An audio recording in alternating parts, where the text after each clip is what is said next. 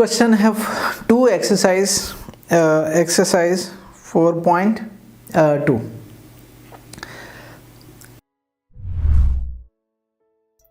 अब हमने देखा कि हमारे पिछले क्वेश्चन में भी एग्जैक्टली सेम स्टेप्स थे, बस हमने सिंप्लीफाई शुरू में कर लिया अज्यूम करके।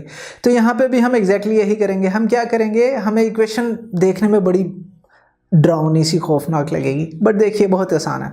x - 2 - 10 = 3x - 1। तो सबसे पहले हम 3x - 1 को दूसरी तरफ ले आते हैं, तो वो बन जाएगा माइनस ऑब्वियसली। तो x - 2 - 3x - 1 एंड -10 = 0।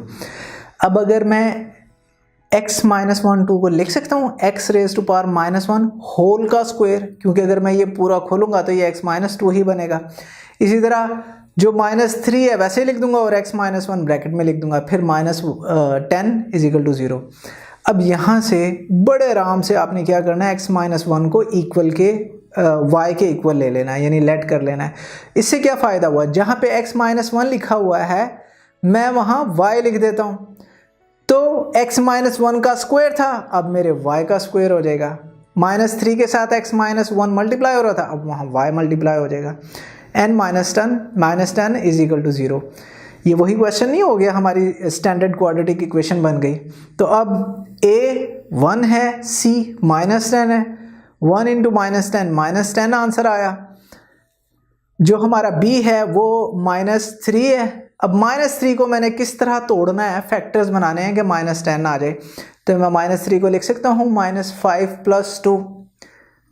-5 + 2 का आंसर -3 ही आता है, लेकिन अगर मैं -5 और 2 को मल्टीप्लाई कर दूं तो आंसर -10 आता है।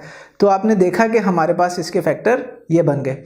इसका मतलब ये है, जहां मेरे पास y² था y² लिखूंगा, -10 लिख दूंगा, जो -3 था अब उसको उस तरह दो हिस्सों में फैक्टर कर लूंगा, यानी -5y + 2y। अगेन अगला स्टेप बहुत ईजी है, y² की जगह लिख देंगे y × y -5y 2y, and जहाँ -10 लिखा हुआ वहाँ मैं लिख सकता हूँ -2 × 5। पहली टर्म्स में हम जो है दोनों में से y कॉमन ले लेते हैं, तो अंदर बच जाएगा y - 5। दूसरे में हम 2 कॉमन ले लेते हैं, तो अंदर बच जाएगा y - 5। Exactly same. तो y - 5 दोनों में है, y - 5 कॉमन ले लूँगा, तो अंदर क्या बच जाएगा y and 2। तो हमारी इक्वेशन बनी y - 5 × y + 2 = 0।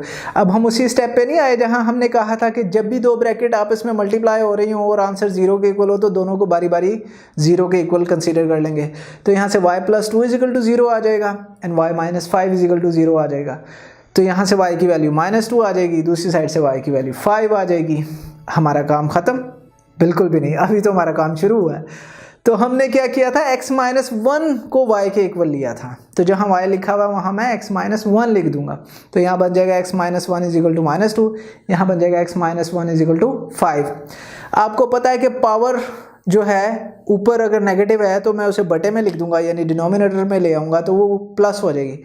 ऊपर -1 थी, नीचे क्या हो जाएगी 1, तो 1 हम लिखते नहीं है, तो x - 1 का मतलब है 1/x = -2। दूसरी तरफ सिमिलरली 1/x = 5।